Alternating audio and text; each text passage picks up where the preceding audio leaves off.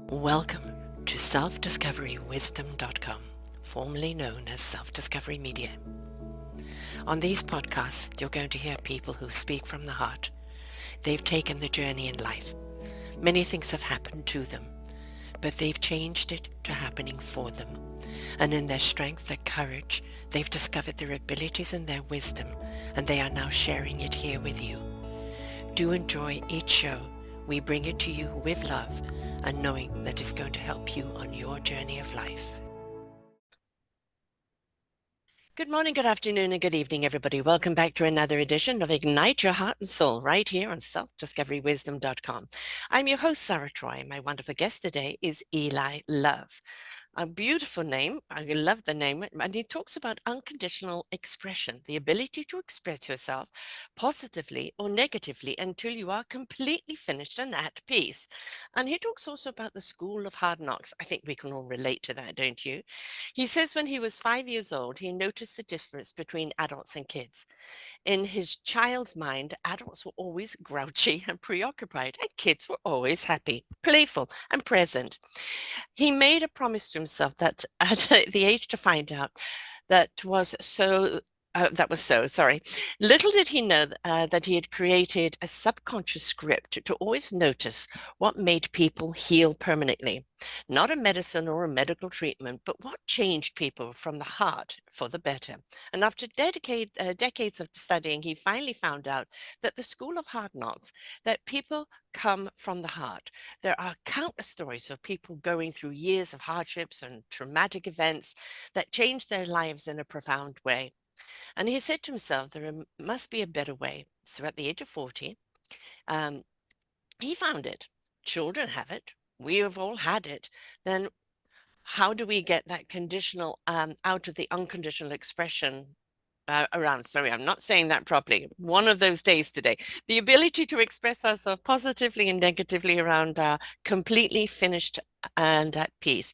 What is the magic? Where does it belong? And it belongs with a child. And how do we bring that child out inside of us? You know, I have two beautiful grandsons, 6 months old and 2.5. And just watching them at play, watching them just simply enjoy life, you know, that presence that they have in the moment. You know, they're not worrying about mortgages or this or that. It's, you know, when they're hungry, they'll let you know. When they need a bathroom, they'll let you know. They are so present. I think this is one of the things that we really forget in life is how to be present in the moment, being in gratitude of what we have right now. We've been conditioned to moan and look at lack and not look at abundance. Welcome to the show, Eli. Thank you so much, Sarah. And thank you so much for having me on. I'm really excited to be here and share this news with everybody that I can. You nailed it. Boy, that was quite a good intro. Thank you very much. Sorry for the little. those, those children that you were talking about, take note of those children. They have abundance of energy. They have abundance of creativity. They've got an abundance of expression, positive or negative, and they've got just so much energy to give, and they're just going like little ever-ready buddy batteries. Yes. And we have to ask ourselves, what makes that stop? What makes us go into this place where we're not so creative and don't have all this energy? And you hear adults complain all the time, oh, I wish I had the energy of a child. Yes. That reminds me, they did an experiment decades ago, and they had an adult in a studio mimic all the movements of a little child. It was an infant, actually. And the infant was just having fun doing all this stuff, and the adult was mimicking whatever that the infant did. And the adult became exhausted, and the infant kept on going like ready, funny.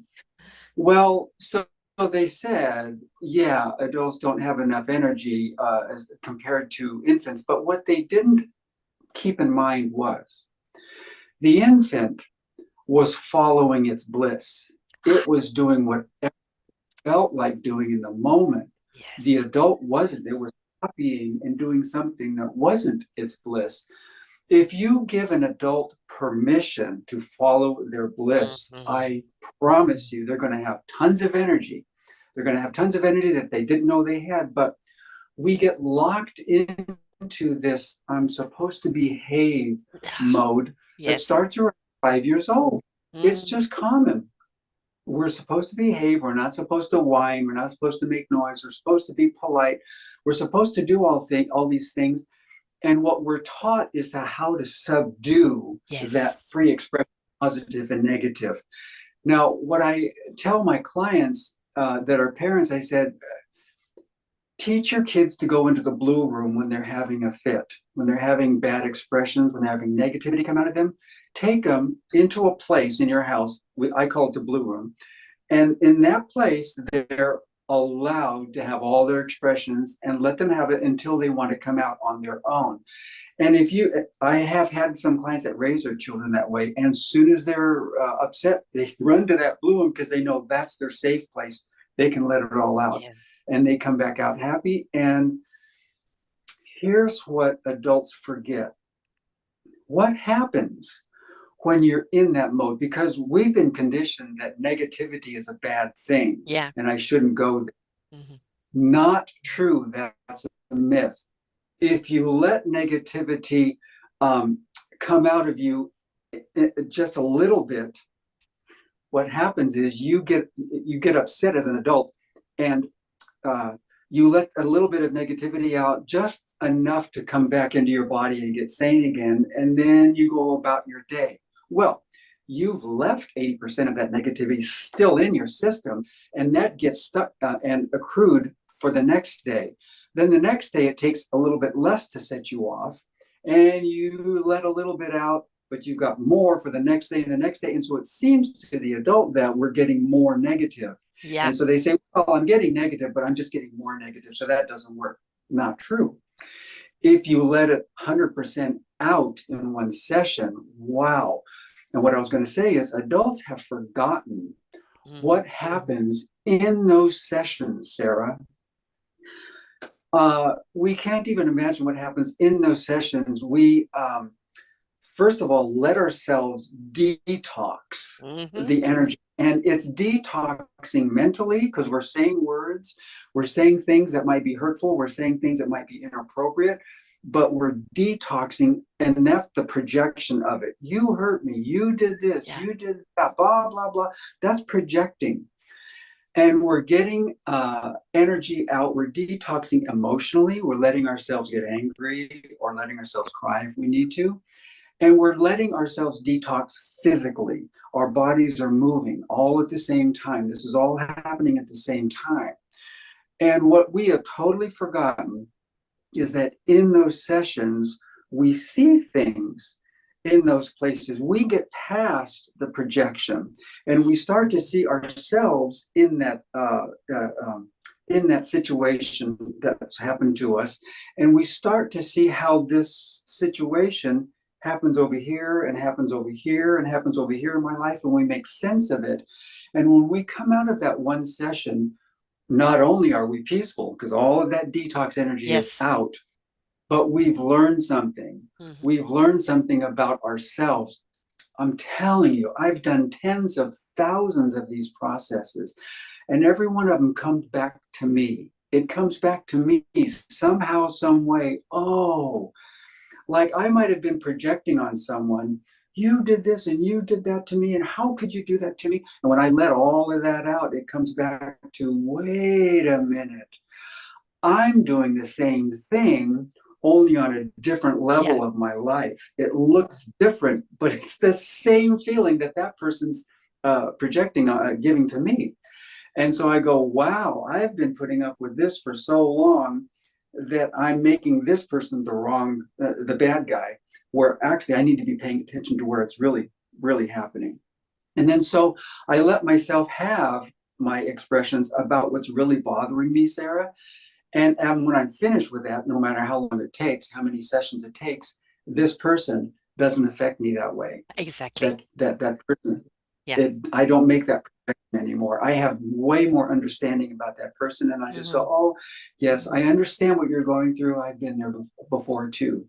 That's a huge difference. Hmm. You know, they would say the emotions are here for a reason. They're there to indicate how we feel. Acknowledge the emotion, spend the emotion, but don't become emotional about the emotion. Because I think we get so caught up in emotion. I'm angry, I'm frustrated. When now you're angry and frustrated and you're feeding the anger and the frustration, you've forgotten what you're actually angry and frustrated about. Did you pay attention to that anger and frustration and what the root of it is? Or have you just allowed it to grow into this Yeah, monumentous thing that you've forgotten what the hell the root was? You're just angry yeah, and mad now. yeah. And there's no way you can think yourself out of it. I'm No. telling you, there's 500 people listening to this right now saying, oh, yeah, I already know what I get angry about. Mhm. That's mental information. That's Yes. 1/3 of the information that you Hmm. need. When you do this work, and you said it, just let yourself express yourself to your Hmm. peaceful, that mental information is going to go into your emotional body and into your physical body Hmm. eventually. And you're going to discover, wow, it goes a lot deeper than what I just thought, Yes. you know, a Yeah. lot deeper. When I first started doing this work, Sarah, I only did it mentally because I was numb. I was absolutely Hmm. numb. I couldn't feel anything. I would get cut and I go, oh, that doesn't hurt. I'd get emotionally hurt and I go, oh, no, that doesn't bother me. I was numb. All I could do was think. And so when Yeah. I did this work, a year went by of just mental shifts. And Sarah, the shifts were, wow, this is happening in this part of my life and this part of my life and this part of my life. And other shifts would happen to go, oh my gosh, I never thought about it that way. Yeah. And each session that I had was an aha moment. Hmm. Hmm. And that aha moment lifted weight off of my body. And I started to just feel more calm and my muscles started to relax. What a big difference. A year went by before I was finally ready. Those shifts weren't happening anymore. And I go, yeah, I think I'm ready to go into my emotional body now. And I allowed my first emotion to come out, and that was anger. And wow, my first anger session, Sarah, normally these sessions last 20 minutes, 30 minutes, maybe an hour. But this anger session lasted 4 hours. Hmm. And I was like a screaming baby, like a fit for 4 hours in my safe place, not around anybody else. And when I finished that, I was very confused because I was angry at my dad. And I thought to myself, how could I say such terrible things to my Yes. dad for 4 hours? And I feel like an angel right now. I feel like I'm just Yes. levitating. That doesn't make sense. Well, the answer is I detoxed. That Yes. poison came Yes. out of me and it didn't hurt anybody because I was in my safe place. Nobody heard me. I call it having your cake and eating it too, because you get to do all of those bad Hmm. things, but you didn't hurt anybody. All you did was detox. And you see, So that, go ahead. and no, there's a lot of people that is, and I agree with it to a point. You have to be careful what you say to yourself, because that's what you're feeding yourself. And yes, be kind to yourself. Don't put yourself down. Don't be negative. But the other important thing is the suppression of frustration and anger or hurt and pain that's inside of us. And that if we don't release it, it takes on a mind of its own. Now, our mind has to give our body permission. This is where we get the blockage, is in the mind. The body is waiting for that permission to release, to embrace. And the mind is what's got in the way. And if the mind says, I'm not being unkind to myself by saying these words, all right, I'm not being unkind to anyone else. I'm purely detoxing. I'm purely releasing. And then Yes. afterwards, I feel clean and refreshed now. And Yeah. love of self, love of the person that I've just offloaded on, so to speak, right? Exactly. And now And you can that's put what you those see. good words in. That's what you see with children, Sarah. Yeah. They'll be mad at you and they'll go scream, I hate you, get Yes, away from yes. me, blah, blah, blah. But when they're finished, 10 minutes later, they come back and say, hey, let's play. Come on, let's play again. And it's like erase, erase. It never happened. Yes. And people have forgotten that that actually happens. Not only does that happen, but in that interim of that fit, they learned about the relationship and they know how Yeah. to deal with it better the next time. Yeah, It's absolutely. knowing triggers, isn't it? I mean, I think it's we're human beings and we're going to have things that we don't like. And we are people that, you know, People have hurt us along the way, maybe knowingly or unknowingly. Most people who inflict pain on other people are in pain themselves, and they don't know how to do anything else but share that pain because they haven't done the work themselves to detox. So they're only giving, what they know to give. But when we decide to detox and release, and our mind decides to what we're going to take in, I think then the body begins to rule, the psyche, the spirit, the soul begins to rule. I know that I need to feel to think because I know if I only think, I'm denying my feeling. That's exactly right. I used to work in a homeless shelter doing this work. And so many times it was, I would say, 100% women that I was working with. So many of these women that were coming to me couldn't do the work. They heard me and they understood it, Yes. but they would leave the shelter, go back to their abusive husband, get beat up again, and come back to the shelter and come listen to me again. And then the women who did listen to me and did do the work were the ones that had gotten hurt so badly it got Yes. to the point of death, and they said, I have nowhere else to go. I need Exactly. to do this work. Mm. And that's the norm in Western society, Mm. Sarah. We do the school of hard knocks to the point where it knocks us down so hard I with know. nowhere else to go. And then we finally learn our lesson, or we go ahead and do it again the next year or whatever. But this work takes that experience of hard knocks and internalizes it in Mhm. our body. It's experiencing the same thing. It's not comfortable work. No. At first, like for me, a whole year, it was very comfortable. Just mental shifts. Aha, that was great because that's what I needed. And that's what I want to say. This work addresses each person at their own level because Yeah. each person goes to their comfort level first, emotional, physical, or mental. And from there, you branch out. But people that are going through the school of hard knocks, this work takes the place of it, and you experience the same thing internally in a safe way, like God wanted us to do Yeah. in the first place. That's why He Yes. let us do it to remind adults that's what we're supposed to be doing, and that experience evolves you and grows you, and so you don't repeat the same mistakes in life. 10 Right. to 20 times faster people are healing doing this work. And the other thing is, Sarah, when I give this work to adults, is a common comment is, you just turned my world upside down. Hmm. I didn't know it was okay to be angry. I didn't know it was okay to be judgmental. I didn't know it was okay to be negative. It is, as long as you sit there and finish it. If Yeah. you don't Spend finish it. Spend it. if you don't finish it, you're making trouble for yourself, because what happens is you bring these negative emotions up, and if it's not finished, you take them wherever you go, Yeah. and then you want to release them over there and project again. Yeah. So that's the Exactly. danger of it. So that's my job as a facilitator, is teaching people how to finish and what does that feel like. And this is again, the word permission comes up. Yes, We feel we don't have permission to let it out. yes, It's suck it up. yes, It's suck it up, yeah, all right? Rise above it. And it's like, but if we do yeah. that, then the pain and the anguish is still here wanting to come up. But I'm now trying to be kumbaya and happy and peaceful with life with this turmoil going on inside of me. Yes, that is exactly right. And that's where I teach. I have a whole section of teaching about the subconscious. Mhm. Our conscious mind represents a maybe 7 to 10% of our brain. And when I speak to you, or when someone's listening to me right now, the words that I'm using uh, represent 7% of what you're understanding. Yeah. You think you understand everything I'm saying from the words, but that's only your conscious mind. Your Yes. subconscious is listening to my vocal inflection, and it's Hmm. making decisions. Your subconscious mind is watching my body movements and making decisions and deciding from there if we should try this or not. That's 9 against 1. Yeah. Your subconscious mind is 9 and your conscious mind is 1 against you. So here's what happens. When you start repressing issues and repressing traumas and stresses, they go back into your subconscious mind. And your subconscious mind's first job is to keep you healthy.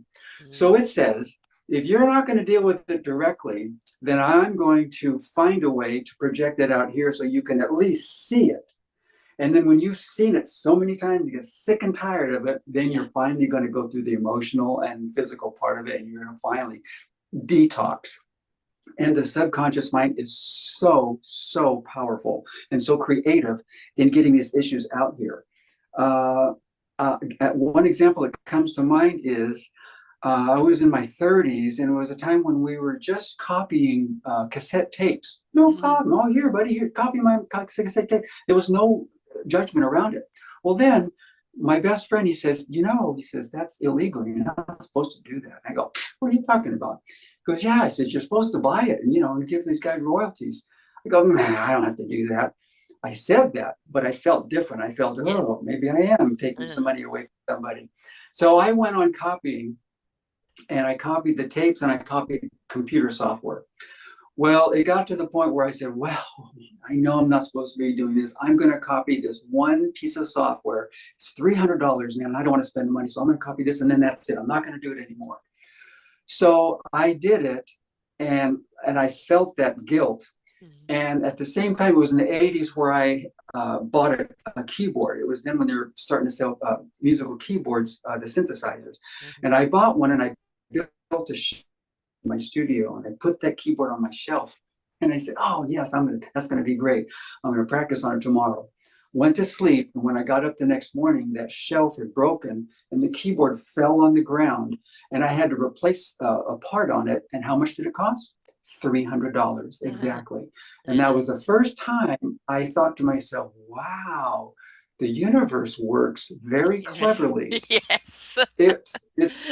It's not immediately apparent that I stole money from a software, and so now I'm going to lose money from the software. And no, it's from the software to the piano. Those are two different things. But the feeling is, wow, I have to do payback.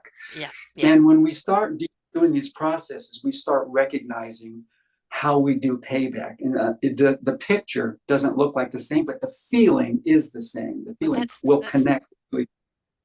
That's the point, the feeling. The feeling. Our heads can rationalize anything.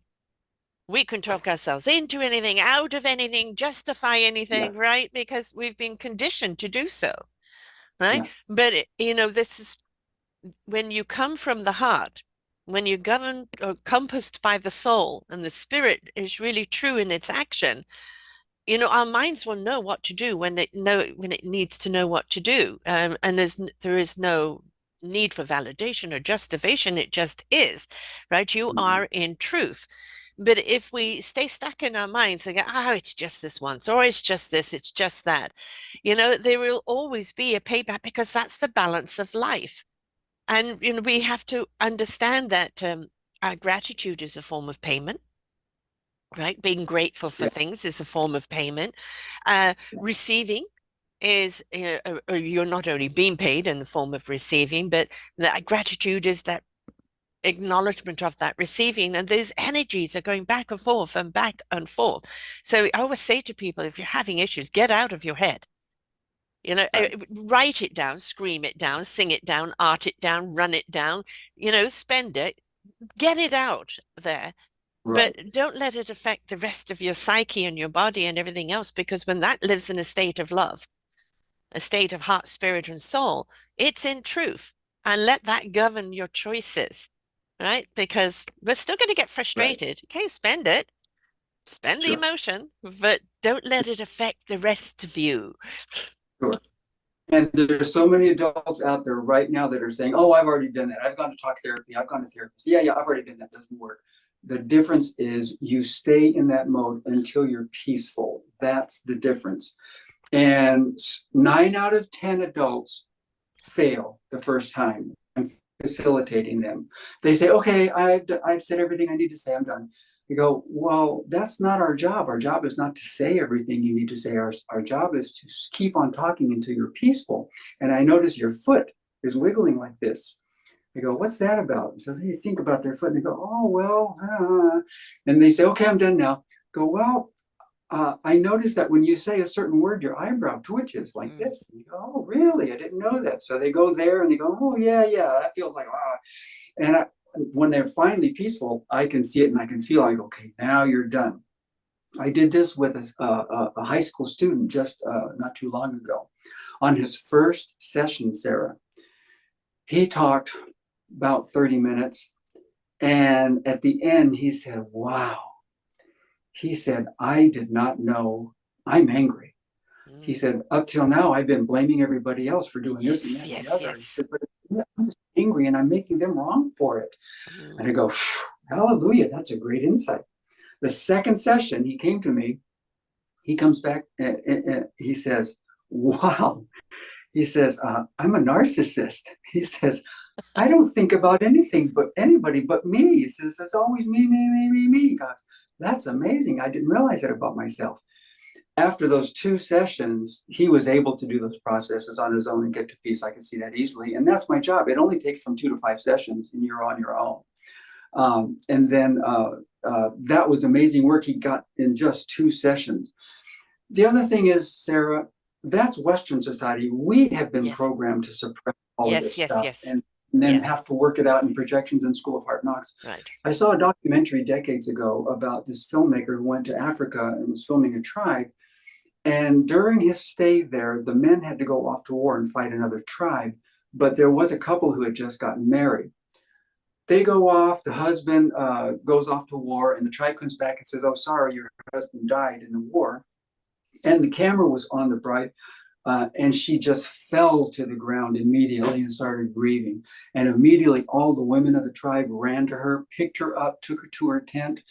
And the women's job is to care for her 100% until she's finished. And it took 6 weeks of grieving, of crying, of anger bursts, of just all of this stuff going on in that tent. And the only time she'd come out of that tent, the women would take her down to the river to bathe her, and she'd come back to the tent and start emoting again. And 6 weeks later, she comes out of that tent with a gorgeous smile on her face, and she's all dressed up. They dressed her up, and she's welcomed back into the tribe again, and they recognize her as eligible for marriage again because she is clean.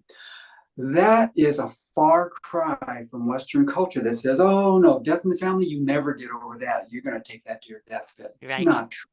Not No, true. no, no. Western society really will watch, these shows where we're watching train wrecks on each other, these reality shows, people being downright nasty to each other, and people get a kick out of it. And I don't understand that. It's being mean to each other. You talked about the finger pointing. When we point a finger, there's three pointing back at us. And we say, well, what are we doing about it? What's our accountability? What action are we taking? Where's our responsibility? And if we are watching these train wrecks all the time and getting a laugh or getting a kick out of it, is it not a reflection back on us as how maybe narcissistic we have become, or how numb we have become to pain? And it's okay to laugh at pain and anguish and people doing nasty things to each other, right? It's just like, I think society needs a whole goddamn new look in themselves. That's correct. And one of the question you have to ask is, why is that Right. person watching that show? And Yes. here's why. Here's the deceptiveness of the subconscious, how sneaky it is. It's putting you there with the urge to watch that show because they're fighting it out, and you don't have the courage to fight out Yeah. your demons inside. Right. So the least you can do is watch it out here, and that's why you're gravitated to Hmm. see that. And it's gonna take years of seeing that so many times that you finally say, "Oh man, I don't want to see that anymore." And you're either going to shift that projection onto something else, or you're going to start dealing with it yourself. And that's where this work comes in, shaves off years and decades off of people doing it the hard way. Right. Immediately, you can get down and start out why you're watching that. I was going to tell you case in point. Oh gosh darn it! I just had a And it come back to situation you. that I was. Oh, um, I found myself in earlier, much earlier in life, in my 30s, much earlier, I found myself going through relationships like Kleenex. I Mm, would get into a relationship and it was so good, and then it turned sour and I'd bail. Next one turned started so good, turned sour and I'd bail. And that was my coping mechanism, was to bail. Well, I noticed at the same time I was going through all this, I had allergies. Allergies so bad that it would just put a vice grip on my face and I'd start mm. to see double. And if I was driving, I'd have to pull over and I'd wait for a few minutes for it to come back. And then I'd go on. Well, I discovered that my allergies had nothing to do with the air around me. I was allergic to girls. And what I mean by that is at the point of the relationship, when it came to I wanted to leave, I didn't have the courage to tell the girl that. I felt bad for doing that, Mm. for making her feel bad. And so there was this interim where I go, oh man, I got to get out of here, but I don't want to tell her. That's when I would get my allergies. And the Interesting. longer I stayed in that space, the worse the allergies would get, until finally I said, uh, um, I'm out, and then the allergies would go away. And this work brought up to me my pattern. And I went, oh my gosh, I'm seeing the pattern. It never dawned on me that it was a pattern before. Right. But now I see the pattern and I go, I have to do something about this. So from there, I started uh, talking through the end of a relationship. And I was able to speak my piece before I left. And it got to the point, Sarah, where even before we started the relationship, I go, you know what? I'm a musician. I said, I'm going to be gone to my next gig or my next stint. And I said, this is going to be short-term relationship. And I would say right up front how it is. And they would agree. And of course, they would still be trauma at the end of it. But at least I could, work through it. And I've not seen the allergy since. That's been Yeah, but decades there is a ago. question here, though. Yeah. Why were you attracting people that were only going to be short term? That has to do with the relationship I had with my dad. Hmm. And so the feeling living with my dad, he was an army sergeant, and he Mm. raised us like soldiers. And I always say I did 20 years in the service, then I left home. Yes. But the feeling was, so many times it was repetition. He would put us in these situations of giving us lectures or doing the same consequences. And it's like, oh my God, not again. I need to leave. I need to leave. I need to get out of this relationship. I said to myself consciously, I'm going to be the good soldier for dad. I'm going to mind my manners and do what he says. And then as soon as I leave the house, I can go back to being me.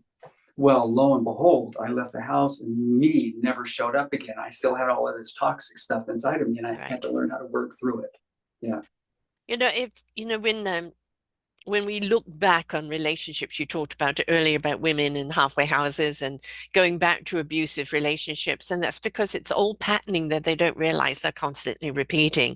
And, I've done Right. so many shows on being aware of your patterning, being aware of the programming, and realizing that it's a program that you was instilled in you. Right, that it isn't you, it doesn't define you. Who are you? This is why this whole network is called self-discovery. The Right. wisdom is within you and at your access. That is that beautiful divine energy. Right. And here's my main complaint about Western society is that we're all focused on finding out and being aware of what's doing it to us, being aware of what the motivation is underneath. Awareness is only one third of what you need Yeah, to you've got to do take action. to clear. You have to go emotional, you have to go Yes. physical to clear it. And that's where people drop the ball.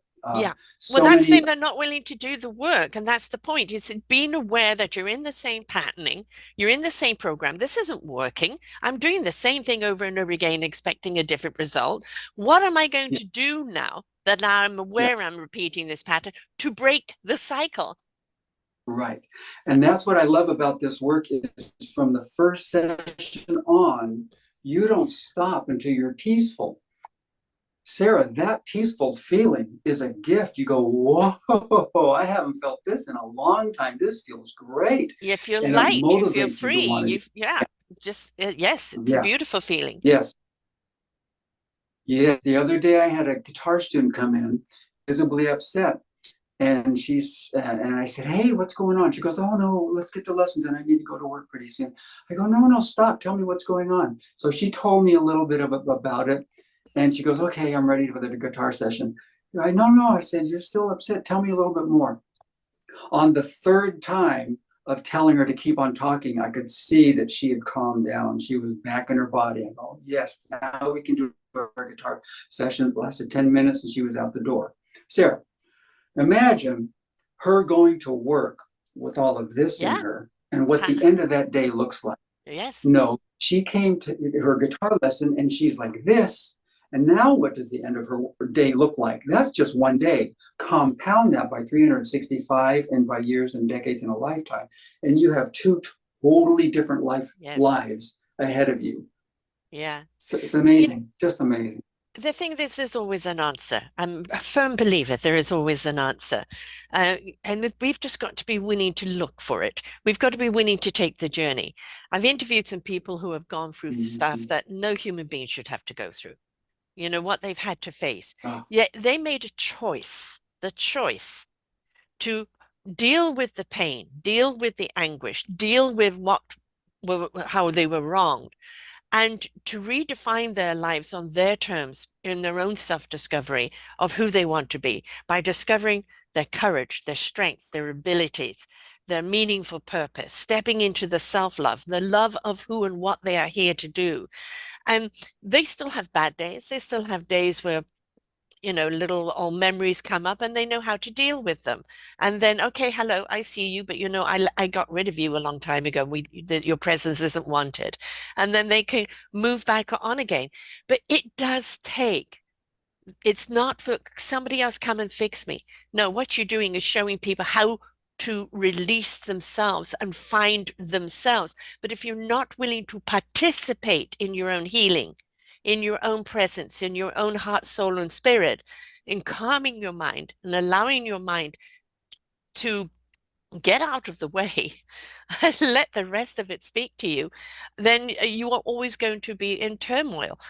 It does require work and it can be hard or it can be easy. It depends how much you submit to it, how much you surrender to it. yeah, right. And two thoughts come with that. Again, when you start doing this work, your comfort zone of how you like to deal with life shows up first, and that's how you deal with your processes. And for the most part, it feels good. It's usually a euphoric feeling when you start doing this work. Later, it will challenge you and get to the other parts of you that need expressing, Yes. physical, emotional, or mental. And the other thing is, oh, oh gosh, I just lost my train of thought. But an example of what we're talking about is I was working in a high school um, doing this work and with a select group of students who volunteered for it. Well, that's what I was going to say. The older we get, the more Mhm. resistance we have to doing this work because we've been conditioned at it for Yes. so long. But the younger we accept it.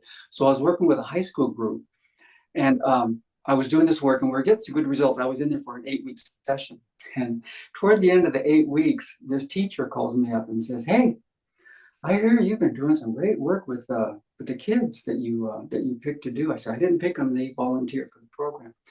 And he says, "Well," he says, "I have a favor of you. Would you please take 6 gangbangers out of my classroom and do this work with them?"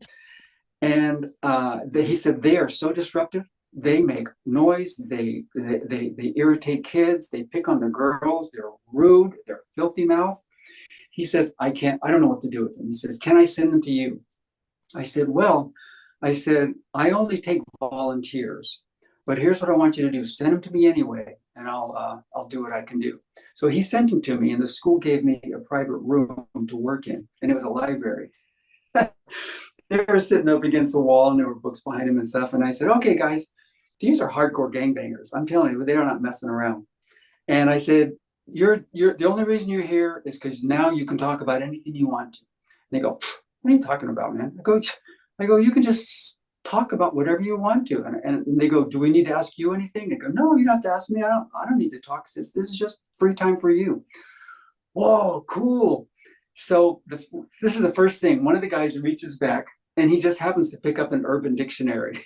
And he goes, Urban Dictionary, what's this?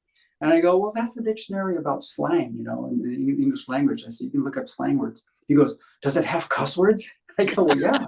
So he's putting up all the cuss words and everybody's laughing at the definition of the cuss word. Mhm. And they're going, that's where they started. From there, they started talking about all of the terrible things they do in public, all the terrible things that they're asked to do. And for them, it's a good thing because they get loved for doing these things. Exactly. And then they start talking about their family. That, oh, I don't give a crap about my family. They don't mean anything to me. They discarded me a long time ago. You're my family. That you Yeah. guys right here. They talked and talked and talked about just terrible stuff, despicable stuff. And I let them talk and bring up anything they wanted to. And it was I forget exactly how long it was, about 2 weeks. They finally started winding down and they finally started running out of things to talk about. And I never spoke the whole time. I just let them talk. Mhm. And they finally said one day, you know what? We've been coming here for this long. And they said, we're bored. They say, we want to go back to class. I go, all right, see ya. They went back to class. And the teacher calls me immediately that night. He goes, what did you do with these boys? He goes, they came into my class and they sat down and opened their books and started doing their homework. He said, they're not bothering anybody anymore. And I said, all I did was give them a little room to vent. They had so Yes. much stress on their plates. They just needed a vent. And now they can think, clearly. But that's how simple it is. And again, most of us don't get to this place of wanting to fix it until we get to this breaking point in our life. Yes. Are so terrible. Now I Yeah. have to do it. Well, with doing this work, you don't have to wait for that moment. You can start immediately and know you're going to feel good from the first session on. You'll find that most people, and I'm going to say everybody in some way or other, just wants to be seen and wants to be heard. We want to know Mm-hmm, we count in this world. We're here mm-hmm. for a reason. We're here Right, to discover what our meaningful purpose is, what is our contribution to the world, how are we meant to do it, do we love doing it? That's that journey of our own self-discovery. But along the way, we want to know we're seen. And this is not the ego, it's just the validation of that you're here for a reason, that you do count. And so when you actually allow people space to just talk, just be, just let out, no judgment, and let it all out. Then you're saying, I see you, I hear you, I validate you. And really, uh, we all want that in some form or other of people, especially in gangs that talk about respect. You don't respect me, and it's not about the respect, it's that you don't hear me, you don't see me. And so the respect takes on a different form. I've got to be tougher. I've got to be meaner. I've got to be this and that to get the respect. Instead of respecting someone for who and what they are from the core of their being, not the right, exterior of their fear. right. When we grow up, when we're children, we are our authentic selves. Hmm. That's who we really are. Then we start learning how to suppress, and with every suppression comes a script. Yes. There's Scripts are subconscious deals you make with yourself of how to deal with life because you're not allowed to express it out anymore. So now you're going to deal with it in a certain way. One of the ways I did it was I noticed in my adult life I was driving, and when I come to a stop sign, I was always impatient. I always wanted to go. I love to drive fast. But I started having an issue with it. When I got to the stop sign, I started getting very, very irritated to the point of squeezing the steering wheel and sweating. And I went, whoa. I said, this is a big enough deal for me to start doing this work on. I need to find out where this is coming from. Lo and behold, it comes from being in high school, my dad doing the sergeant thing again and giving us a lecture. And he would say, kids, get on the couch. I'm going to give you a lecture. And those were his words. And I would always sit at the end of the couch closest to the front door. Because as soon as he was finished, I would bolt, get out of the house as soon as I could. But what came to me was as I was sitting there, I used to sweat in that couch with just anticipation of wanting to leave so bad. Wanting to And get, yeah. that's the feeling of Yeah. don't stop me, I want to go. And that's what I Yes. project onto my Yeah. car. So that was a script that my mind did. Yeah. My mind says, well, you're not going to deal with it with your dad. So we're going to give you the same feeling out in the world by Yeah. driving. Sarah, we've got hundreds and thousands of these scripts inside Yes. of us. Yes, we do. And I call it inner space because when we start doing this, it's like going into outer space astronaut, except we're going in and it's infinite. It Yes. never stops. And it's just more blessed and more blessed and more blessed and more spontaneous healings and more evolution that happens with each session. I've got a list here of just a short list of things that have happened to me that have healed. Acne is gone, allergy is gone, lower back pain is gone, colon fissures left me overnight when I found out. Sometimes you find out the cause of what's causing your ailment and it just disappears miraculously. And the doctor said the same thing. Where'd your colon fissures go? I can't find them. I was doing some work on it. And other times you find out the source and now you have to do some detox work on it before it heals. I used to have heart palpitations. I used to walk around like this 24/7 thinking that that was normal. And I had no idea it was because I had so much stress in me. Those are gone. Anger issues are gone. Relationship issues to no end I used to have. Those are gone. Eating disorders, really bad eating disorders. I used to binge and then starve myself real bad. And I had a wicked sugar addiction and carb addiction, and those are gone. Self-esteem issues, empathy issues, self-sabotage issues, panic attacks are gone. That's the short list. Clients that I've worked with, I had one HIV client come to me, and he was going to the hospital 6 times a week. Inside of a few weeks, he cut it in half to going to the doctor 3 times a week. And he came to me and he says, man, thank you so much. It's like I got half of my life back, and I'm going to continue doing this work. I've got another close friend of mine who within 2 years witnessed cancer disappearing from his body. Yes. Prostate cancer just disappeared because he found out where it was coming from and he detoxed that. Exactly. A lot of people who come to me for losing weight, they discover it's an anger issue. That's the source of it. I had one lady, I'll never forget the look on her face. She goes, if I'd have known that all I had to do was get angry to lose weight, I'd have been doing this years ago. And she's so happy to have discovered anger. Mind you, again, it's in a safe place where you're not hurting anybody. Exactly. Same thing with smoking. Smoking, many times, the root cause of it is pent-up anger. And the feeling is hot words coming out of your mouth. So the smoke replicates the hotness in your mouth. And that's what leads people to want to smoke. So you detox all the anger and the urge to smoke leaves you. And when I say leave you, it's permanently gone. You don't have it anymore because now the source is gone. Yes.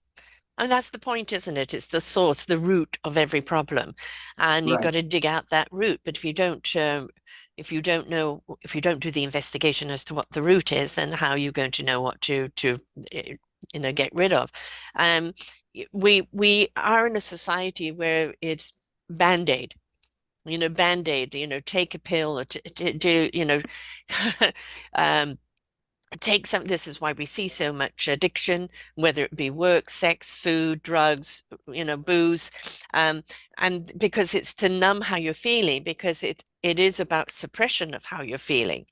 And that you've got anger, well, we send you to anger school to get rid of your anger. But it's not about looking at your anger going, it's wrong. It's about, why are you angry in the first place? And how do you get rid of that anger? And then, maybe you are I'm a sensitive, so I pick up things all the time, and I can get empathic depression sometimes if I've got too much around me. And so I have to protect myself and put myself in a space where I know that I'm not going to receive that from other people. And that is a form of protection so that I can project out all the love and care that I actually have. And so, it's paying attention again to what is causing this. And Western society does not look at root. It always looks at Band-Aid, and it always looks at blame. blame and shame of other people. And it's that we've got to understand that some things happen to us that we didn't ask for, that it just simply happened. But what do we do about it? How do we empower our lives? How do we take back our lives? How do we live our lives on our terms and not the imposed terms? And again, it goes back to the awareness, the careness of self, the willing to do the work and to look at what the problem is. And you may get rid of one problem and you go, well, I'm fine now. No, no, no, there's something else there. And when it reveals itself, don't suppress it or ignore it and go, hello, thank you for popping up. I now know who you are and how to identify you and be willing to do the work on it. Right, exactly. And you said something very important about wanting to just cover up the pain and wanting Yeah. to just get away from it. That's what we're taught. Yes. Remember that the subconscious is infinitely more powerful than our conscious mind. And people who succeed in breaking a bad habit, I've seen this so many times with clients. They have a weight issue, and so they force themselves to go on a diet and they Yeah. lose weight. But what happens after that is your subconscious says, we're not done, so I'm going to transfer that feeling over to this. And so they start smoking. Well, their willpower stops that. You're stopping the flow. The subconscious says, okay, fine, I'm going to go do this now. And one client went from here to here, and then she started driving fast. And that's when she came to me, and we discovered that all of these things were connected. And she finally just did anger, and all of these things disappeared. And that's what I just get crazy about when I watch TV is I watch commercials. There's so many medical commercials on TV, and they tell you take this pill, and then for the most of Yes. the Yes. side, that's where side effects come from. Is when you close off Oh, the reflection of what's troubling you, your subconscious puts it over here and makes the same problem in a different location. That's what side effects are. When people finally understand that, they're going to finally go, oh, yeah, I need to do the work. but the depression hurts. Take this pill for depression, and then it's 10 minutes to the fact that it may cause suicide.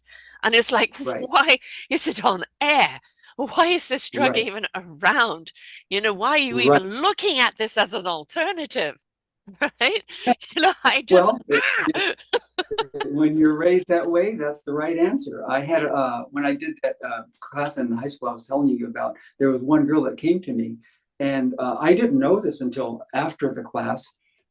But she said, "Yeah, I was going to the therapist, and she said I was taking the inkblot test or something like that, and she said I was really high on depression and suicide."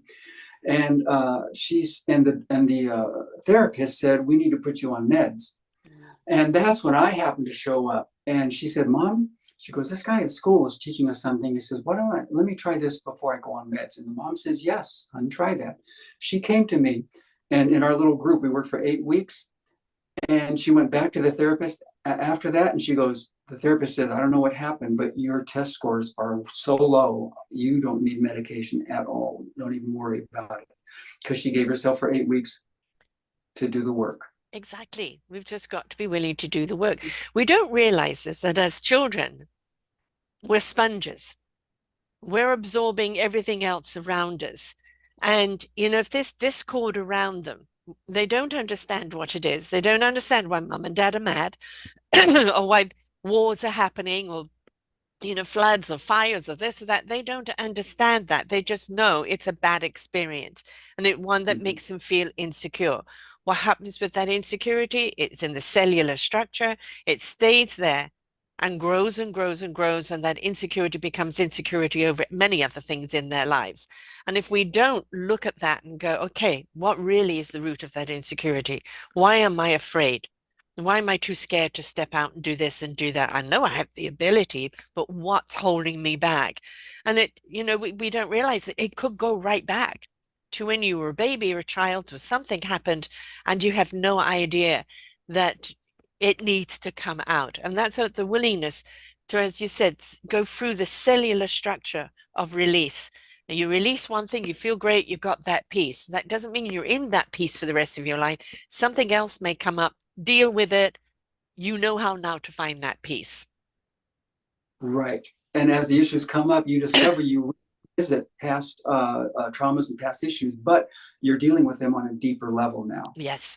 deeper and deeper. And every time you do, you get freer and freer and lighter and healthier and healthier. I'm 70, Sarah. I'm not taking any medication at all. I'm fine. Every time I go to the doctor, says, get out of here.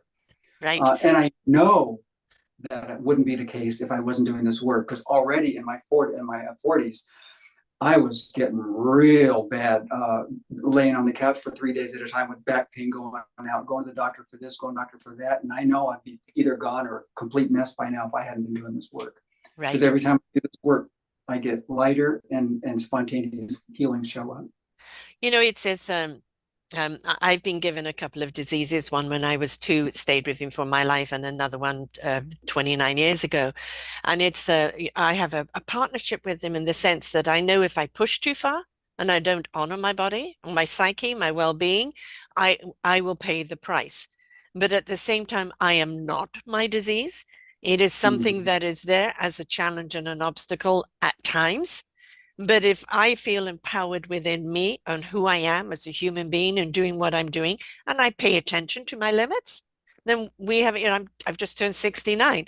Yes, I do have some challenges, but I don't look at them as, oh God, I've got these challenges and I can't do this and that. I look at it, okay, I have to pay attention to you because you're saying to me, don't do that, rest, right? Mhm. And it's honoring my body so that I actually have the energy to continue to do what I love, right? And feed what you can do.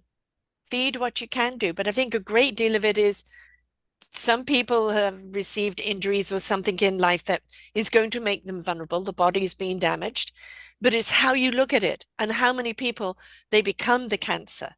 They become the fibromyalgia, they become the arthritis, they become this and that. No, that is something that you have. And cancer is known to be an 80% emotional disease, Mhm. right? And so when you're willing to look at that, how many people, and there are numerous shows on that of people who have come through it because they paid attention to what the body needed and they decided, I may have you, but you are not me. Right. That reminds me of the therapy called reframing. Do you know what reframing Yeah. is? It's you go to the therapist, you have this bad experience, and the therapist teaches you how to look at that bad experience and frame it in a way that's positive. And Yes. that's a mental exercise, and it ends up being temporary. When you do this work, you go way deep Yeah. and you naturally reframe it Right. because now understanding on a much deeper level, it gets reframed for you. Yeah. And that's what gives you a brighter outlook on life from Yeah. that point on. And it Stage doesn't one, go two, away. three, four, right? You've got to go through the stages. Yeah, Again, if you only do yeah, the one, band-aid, right? So yeah, that's the start, right? Now, next level, next level, next level. But yeah, so many people do not participate in their own healing. They hand themselves over to doctors and they go, you heal me. No, no, they're meant to be there to help you heal yourself, right? right, And so you're there to help people heal themselves by giving them the skills and tools of how to do it. And as you right, said, 1 session, 2 session, 5 sessions, 6 sessions. After that, they've got all those skills and tools to know how to navigate their own life and deal right, with their own issues without the issues dealing with them. right. I was studying profusely all cultures about healing and stuff, trying to get to the root of what really heals people. And one stint was looking at uh, healers from the East, from India and stuff. And there was one famous one that came to Los Angeles when I was living there one time. And I went to her for my back pain. And I sat down and she puts one hand on my head, the other hand on my back very lightly. And all of a sudden I felt this heat go Yes. through me instantly, like that. And about 5 minutes later, I got up and I was like a kid again. I could move, no pain, no stiffness, nothing. It was all gone. And I was going, wow, that's amazing. I go, let me ask you a question. How many people get healed like this, like I just did, and then have to come back to you for the same thing? She goes, everybody. I go, why is that? I knew the answer, but I wanted to hear her say it. She goes, because people don't change from the inside. You Yes. have to change your ways, how you look at life and how you deal with life. And then that's a reflection in your body. Your body reflects what's going on inside. Yeah. And until you do that work, your body's going to recreate that same illness in one way, shape, or form. Patterning. That Back was to a, patterning, right? You've yep, got to change the pattern. yep, We do this on a Yep. computer when you're trying to install an updated program and it won't install until you've deleted the old one, right? Well, why can't we look at ourselves that way? We've got an old program Oh, we there are. that's Yeah. not serving us. It's time to Yeah. recognize what it is and make sure you get to it right at the very, very core of it, delete it so a new program can be put in there. But I think it's also Right. knowing what do you want that new program to be? Right.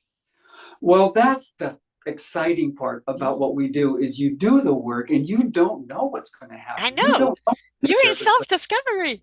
but every time it's so exciting and so liberating and Yes. so, oh my gosh, I'm glad I did that. When it reminds me when I first started doing this work, all I knew was, wow, I'm so toxic. I know I need to do it, but I'm scared to death to do it. Yeah. So I put a tape recorder in the room because I needed to talk, but talking in a room by myself felt like a crazy person. So I put a tape recorder in there and I talked to the tape recorder, and that happened twice. The second time I did it, I go, I don't need the tape recorder anymore. I feel so good after doing this. I'm just going to do it on my own, and I don't need to record it. And from there, I was just that was it for me. I continue. I've been doing it for 30 years, nonstop, every day, multiple times a day, and it's Yeah, just been I do it in movie form. I create uh, movies in my head, right? So there's always a uh-huh, story going on. And so uh-huh, kind of a reflection of where I'm at or this, that, etc. The movie is there. And it nice, allows me to see the big picture, all the nice. players, the stage, the this and that, and allows me to see it in a different because that's just the visualer that I am. And um and I mean, it's interesting because I've just written my memoir. My brother was editing it for me because he's a literature professor. And he's saying, Congratulations. I don't know. I'm still kind of iffy about it. And he's saying, there's a lot of loneliness in your book. And I said, yes, I allowed the book to write itself. Right. Oh, good. So I just got on the fingers. I was going to audio it. And then in my fingers, I just took 3 weeks of podcasting and I just wrote it. And since then, it's been rewritten a few times. But the loneliness thread kind of surprised me. And I thought, yes, yes, I fully understand this because, as a very spiritual and empathic person, we were not understood. Kind of back in the day, even worried about the white coats coming, etc. Um, so it was always that feeling I'm in the wrong place at the wrong time with the wrong people, no connection, right? So looking for connection on the outside instead of trusting the connection on the inside, which was the life journey. Once I made the connection from the inside, and then for me, it's fine. I'm now on track. I now know where I am, and I'm not lonely anymore. I just choose to be alone when I wish to be alone. Now, it's a A big totally different, difference. very big difference. But it still had to go in the book though, because that governed most of my life, right? And it's Sure. just, and it's about who I am today and where it led me today. But I feel that sometimes just talking it out or writing it out, whatever which medium you need to do, there is no wrong or right way as long as it's coming out. And then I've Right. always said, look at it. Look at what you've written. You'll be very surprised. Or look at what you've just said, playing back the recorder, or really hear yourself when you're speaking out, because it will surprise you what's been revealed. And it's like, your inside is on the outside saying, see me, hear me, this is what I need from you, right? And Right. pay attention to that. And then that loving nurturing of self apply. Right. You're reminding me that when we do this work, there's three outcomes, three types of outcomes. You do this work and you get to the root of it and you go, now I understand what's going on here, and you get the courage to change your situation. Yeah. In the case of the battered shelter, some of those women left because of the work that we did. That's one outcome. Another outcome is, you mentioned it a minute ago, is, well, I have this situation, it doesn't affect me anymore. Right. It doesn't, I'm not getting a charged feeling about it. It just is. I'm okay with it. And Yes. that's what you described also. The third outcome, and happens more often than you might think, is the universe will come around and change the situation right in front of Oh, you. It yes. might get rid of that boss that's been making your life so miserable. He gets fired instead of you having to Yes, leave. That is exactly. that's gorgeous Yeah, ending that happens I'm a sometimes. big one on allow, Yeah, allow the journey, allow. Don't dictate your path. I want to be this, I want to be that. No, just right, become. become and allow, and it will surprise you of who's revealed. Hi, I didn't know you were in there. It's a good You're feeling. reminding me of myself. You're reminding myself, I grew up with an army sergeant, and I did that program of control, control, Yes. control, control. That was what I was. And I controlled, control, control. And I got into positive thinking for many years. And one of the positive thinking exercises was list what you want in detail, and then you'll manifest it because now you're looking for it. And well, that makes sense to me. So I was moving all the time. I have over 100 addresses. And so Me too.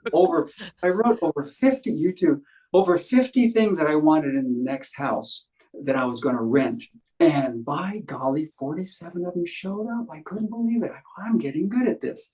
And the next house, I wrote out more than 50 things, and by golly, all but a few showed up. I go, man, this is amazing. And I got so good at that until I finally realized the two or three things that didn't show up were the same. It was the same Yeah. issue showing up in all of the places I was renting. And it had to do with the owner or the manager giving me a problem in some certain way. And I had to confront that. And I didn't want to confront it, so I'd run from it, right? Right. And And when running that from it happened to again. me, that was the end of my journey of control. I said, Yes. I'm done with control. I'm going to start letting life control me. And that's when I found this work. I started doing the work, and then whatever Yes. happens, happens. And I had no idea it could be so glorious. And so Exactly. far, we've talked about the mental, emotional, and physical bodies of releasing. When you start aligning those three bodies, that's what starts tapping into your spiritual body. Whatever that means to you, it's going to take it to the nth degree that you never Exactly. even thought was possible. Experiences that happen to you. And then you start looking at your experiential body, how your experiences start changing like Mhm. magic, having to do with how you've changed inside. It's direct reflection every time. And it takes a while to start seeing that clearly, but it's there. Well, that's for me, that's I don't always trust my thoughts because they may come with anxiety and what ifs, etc. And so it's out of mind and in into surrender of soul. Guide me.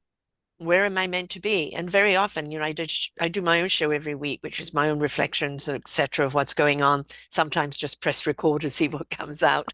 It's just the way I work. Oh, how But fun. it was about balls up in the air. And I've got an awful lot of things going on in my life. Two books, my book on the Forgotten Children series anthology, and I'm about to go into Roku TV and all these things. And I'm going to be moving somewhere in the future. And so it was leave the balls Okay. up there. I know that I need to deal with them one ball at a time, right? The ball that drops down into my hands is the one I need to deal with. And then when I deal with that, I can cope with another ball, whichever ball drops down. And, that's the thing I've learned. I have more control when I give up control because I am allowing the Yes. spirit to control where I need to be. It knows when the manifesting isn't the visual of what you want, is letting the universe know how you want to feel, how you Mm-hmm. want to feel. And when the universe Mm-hmm. knows how you want to feel, it knows what to give you so that you can feel that way. Right. Right. And there's light and dark in one day, and there's light and dark in our experiences, and accept them both. And that result will happen every time. You reminded me of one of the girls in the high school that I taught this program. She said, when you think, because I teach that thinking is your enemy, you can't think your way through these processes. You have to physically write or talk Yes. or do something physical. And she says, when you think, it's like a jumble of people talking to you at the same time, and you can Yes. understand anything. She says, but when you start talking and you start writing, it's like one person talking to you, and you can Yeah. understand exactly what they say, and you can follow it till it gets resolved. And Clarity. that's what happens. Clarity. And that's the caution I tell people doing this work. Do not think when you do this work. It has to be Right. verbal, it has to be written down. Exactly. Surrender, let be. Let be. Just let it come through you. Trust. It's we've been taught all our lives, you've got to be in control, you've got to take ownership, you've got to do that. Yes, we are. By surrendering, Yeah. we are, because we're being in truth. Right. We're being meaningful purpose. We're being present with what we're meant to be in the now. That is when you come from the soul, where it is the compass, your guidance system, to ignite the heart into a meaningful purpose in the spirit interaction, so your mind will know what it needs to know when it needs to know it. I never trust my thoughts governing what I need to do. It is okay, I have this thought. How do I feel about it? What does my soul, heart, and spirit say about it? And if it's yes, I know I can go with it. If there's a no, I don't need to know why. It just simply is a no. Uh, uh, yeah. For me, any negative thoughts that I have, I don't trust ever, never. I Right. go, because every single time after I do a process, I know I find out how it's about me Yes. every time. Yep, just the other day, my stepdaughter was treating my wife and I in a disrespectful way, and I was so mad at her. I did not say a word to her. I went and processed, and it was a huge shift for me because the way she was treating us is the way I was treating myself on another level. And I went, Mm. oh my gosh. Soon as I got to that point, the focus is off of her, and I need to do my homework right here and start respecting myself in this certain way more. Well, we always are looking So for, that's we're why, reactionary creatures, and we're looking for a reaction. yeah, Now, when the yeah, reaction back isn't of trigger and reaction, but of love, then what they're receiving back is that love from you. They may not know what, they may not know how to process it, but it will find its way in. But the biggest problem we have as human beings is we are reactionary before actually understanding what we're reacting to. It's a trigger reaction of what it inside of us rather than a reaction to the situation. right. You're reminding me that when you're coming from heart and you're emanating the energy from heart, it goes way beyond the conscious. Absolutely. Um, that's why people respond to certain people positively because Yes. they're feeling this heart connection and their mind's going, why am I trusting this person? Oh, it's gonna, all this Yeah. noise going up here, Yes. but it's fine.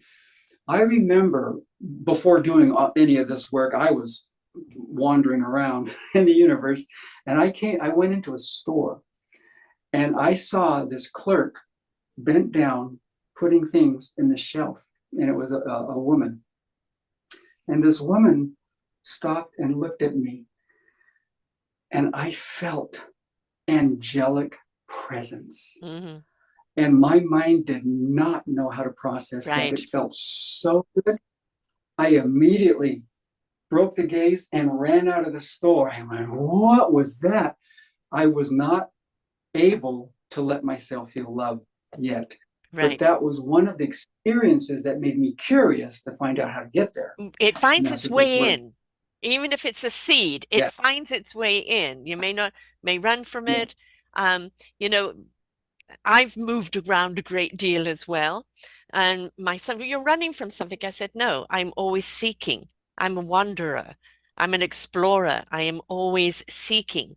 And it's like, yes, I've reached that age. I've just turned 69. I would love a place, a sanctuary that is my own. I'd love that. And somewhere along the line in the next year or so, it will be there. But the spirit has no boundaries. It has no walls. It doesn't need a roof. It's always in flow and always in go. It's just the body at the present moment saying, enough traveling. I'd like to stay put. Yeah. But it was always in wonderment of what else was out there. If something didn't work, may I get upset, it didn't work, get frustrated, get angry.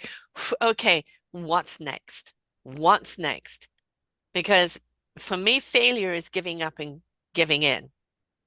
For Mm-hmm. something to go wrong, maybe it was a mistake. Maybe I did something wrong. Maybe it was the wrong timing. Maybe this, maybe that, maybe this, maybe that. Maybe it was just a lesson. Just a lesson.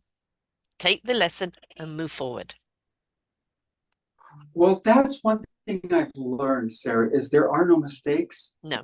and there are no misfortunes. There is, again, reflection on the outside of what's going on the inside. And when you do the work, you find out, oh, now I know why that situation was there to hurt me Yeah. because I wasn't dealing with that pain in my life. Yeah. So it's coming here. and it's going to come again if I don't deal with it in my life. Right. And so, and the subconscious, like I said, is 90%. We're the small percent. It's going to give you the urge to do something crazy, Yes, irrational, sir. illegal. It's going to give you permission to do something that's bad, that's wrong. Why? Because it wants you to feel the pain that you're not addressing on the inside. It's giving you the pain out here instead. The pain So, isn't boy, there to there's a hurt lots, you. lots of It's forgiveness. Yeah, the pain isn't No, there to no, no. hurt It's you. there to It's teach. there to reveal what it is you need to address. It's there to want to be Yes. released. It's not out there to make you suffer, right? It's not out to get you. It's out No, there for you to understand what you no. need to address. Right. That reminds me of many years ago, I was reading Eastern books, and there was a story in there of the master who's sitting in the town center, and the student comes up to the master and says, "Oh, master," he says, "I want to learn how to be peaceful like you. I can't wait to learn." And the master says, "Go away. I have no time for you." And so he goes away, and he comes back the next day. He says, "No, master," he says, "I thought about it, and I really want to be peaceful like you." He says, "You need to teach me." The master says, "Go away, please." So the third day, the student comes back and says, "I thought about it some more, and I really want to be like you, master." And the master stops and looks at him and says, "Well," he says, "are you willing to like look inside of yourself and confront your demons?" And the student says, "Yes, yes, I can do that." And he says, you know it's going to be very painful, right?" He goes, "Oh, I know, I can do it, I can do it." And he says, "And you'll have to do this till you're like 45 years old, right?" And the master says, "I don't care, I don't care, I'll do it, I'll do it." And the master goes, "Okay, well, I'll teach you then. Do you have any questions?" And the student says, "Yeah, just one." He says, "What happens when I'm 45 years old?" And the master goes, "Well, by then you'll be used to it." Well, I've been on the path for 30 years, and I got way past 45 years old already. And I'm Yes. telling you, not only do you get used to it, Yeah, you enjoy it and you feel liberated by it and you look forward to it because you no longer have any judgment about being positive or negative. It's exactly. just finally just letting it out, and you know you're going to get lighter and healthier because of it. It's a turning up of the vibrations. It's a turning up of the Yeah, frequency. It's living on a yeah, different plane. And, kindness, caring, consideration, compassion for yourself, for those around you, for life in itself.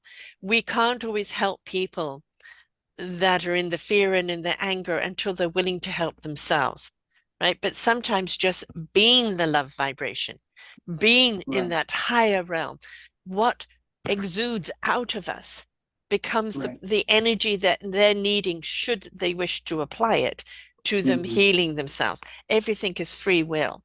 And if they're not ready for it, you can't help. You take a horse to water, can't make it drink. Leave it there long enough and it may realize it's thirsty. That's right. That's exactly right. My goal is to make this work commonplace in Right. society because it's not known. No. I'm the only person that I know of teaching this work, and it's like it's like 100 years ago. We did not know about oral hygiene. We were Right. cowboys back then, and we had rotting teeth and bad breath, and we just took that for granted. And Colgate comes up almost 100 years ago with toothpaste and a toothbrush, and we totally changed oral hygiene. This work that I'm introducing here is totally changing our spiritual, physical, mental, emotional bodies. And we're going to become so clean, and we're going to realize later how toxic we've been living our Oh lives and God, what yes. terrible Yes. effects we've had on ourselves and others. And so I'm hoping to reach somebody who knows how to do clinical trials with this work because I'm looking just to get it out there, get it approved in a medical way, Yes. with trials and stuff, and so we can start to advertise from that place. I would love to get that done. That's my goal. That's my mission. That's my God's homework. Well, the one thing that I really have known from doing this for so long is that scientists are beginning to actually understand that spirituality isn't woo-woo, that actually it is a measurable energy. and that what that energy can do, how healing it is, how motivating, how creative, how abundant it really is, all the Right. possibilities that come from that energy. And so scientists are beginning to understand that. And medical people who mix both mediums into their medicine are understanding the benefits of this higher energy and higher plane. And so it is Right. coming into being. But, my thing would be keep on doing what you're doing. The medical will finally catch up, Mm-hmm. right? Because quite honestly, this type of healing, energy type of healing, awareness type of healing, confronting what is causing the pain in the first place is the healing that actually Right. is going to heal us one person at a time, trickle down over a period of time, but it is what's going to heal the world. Because when you heal yourself and you know how to face all those things that come up, and you rise up to that higher, beautiful vibration of love, that higher frequency, you cannot knowingly do any harm to anyone. Mm. For to do Right. so would to harm yourself. And that would Exactly. put us on a plane where we are now stepping into a higher level of creation, a higher level of understanding what we're here to do, and letting go of the anger, the fear, the hate, the greed, and the opulence, which is our human insecurity. Mm-hmm. Yeah. So we're So, on this planet to learn, we're on this planet to learn both sides of the story, we are. and But and now we need to ignoring one. tilt. We're here to tilt now. We're here to that pendulum to swing more to the, because we've seen hundreds of thousands of years of the hate and the wars and the greed and the opulence, and we've seen that doesn't work. We have Yeah. a very dysfunctional adult society, and that is because we're not taught to be the inner child and always bring that inner child with us. And here's a misconception that Western society gives us, that we need to be positive, we need to be loving, we need to be light. So let's focus on that and not focus on the other. Well, that mindset is the same thing as the Chinese finger trap, that little Yes, tube. Stick yes, your fingers in there, try to pull it out, it won't come out no matter how hard you pull. all right. You have to push in, then it comes out easily. And that's what it means to go into the Yes, dark side. But we do it in a way that's safe for us by finishing a session all the way, getting an aha, getting a healing. Now we've grown from it, and now we can go back to the light side even more than we could before. yes. That's I the mean, difference. for a long period, I was in the darkness. I retreated in there because of pain, because of repression, because of what was happening on the outside world. My psyche Mm-hmm. could not take it anymore. I went into that Mm-hmm. dark, peace, safe place. I could Mm-hmm. always see the light. It was always inviting me to go out. Mm-hmm. Eventually, I did, feeling I was being chased by shadows. The light was very bright. But now I am also at peace with it because I can go into that darkness anytime, for I am the light in the dark. Yeah. Yeah, that's right. But you have to, That's saying a lot. People don't really comprehend that until they get there themselves. yeah, yes. You know, fear is something we're conditioned to be, and that's a form of control Mm-hmm. from various powers. And that when we choose fear of crossing a road in the middle of rush hour, maybe not a good idea, or, on a speed track, or, jumping off a cliff to the rocks is not a good idea. That's what fear is there for, is to warn us of danger. But we've Right, become so fearful over fear that we've forgotten what we're afraid of or what it's actually indicating. And that is something that we need to look inside of us. What has made us so afraid? Was it something that was just imposed on us? Was it something that happened to us that we haven't dealt with? Again, life is an inside out job, right? right. And you've got to go in to release yourself out to become the beautiful essence of being who you really are. Amen. Now, somebody wants to book you, and of course, you've got your book, The Manual for Life. Um, how do people get the book? What's the book about? And also, how do people book you and find you? Amazon.com, if you put in the search bar, The Manual for Life by Eli Love, make sure you write all of that in, it'll pop right up. If you just put The Manual for Life, it doesn't show up usually, but by Eli Love, then it'll show up. And it is a book, it's only $2.99 because I want everybody to have it. That was the Right. lowest price. And it is a bunch of exercises, past the power writing and past the power talking, a lot of exercises to get you through different situations in your life, and actually some euphoric exercises with visualizations and being taken on journeys that show you exactly what you need to see at that time. It's really, really interesting. And then lots of explanation of what we've been talking about. So that's an easy read and very helpful read. Then on my website, heal4free.com, heal, the number 4, free.com, are lots of videos explaining this work. I put these podcasts on that website, and there is my email on there. That's what you want to click on. Click on my email and ask for an invitation to our first Wednesday of every month Zoom meetings. And I take people through this process, and we actually do some exercises online, get people comfortable with the work, and then we check in with them later to see how they're doing with it. So those 3 things: the book, the website, lots of information on the website, and then the Zoom meetings every And of course, Wednesday. if people want to book you for a session or want to book you for a group, people, it's all The there on the email, website. the email, just email me what you need. We'll get you there. Great. You know, there is always an answer. I'm sorry, folks, there is always an answer. It's that, you know, when we're willing to say, I am going to place value upon myself by taking this journey of self-discovery. What is Right, it I need to release? What is it I need to embrace about myself? You know, just be open and ready to receive yourself, because you've been living an right, illusion for so long. You've been living everything that's ever happened to you for so long that you don't know who you are. You're lost inside. And by spending yourself and spending all of this, releasing it, the more and more it will reveal you. And then you'll get to see right, yourself. And it'll be, hello, right, you're finally right, here. What are we here to do? And all that creativity and ability and everything that you're here to do will be revealed.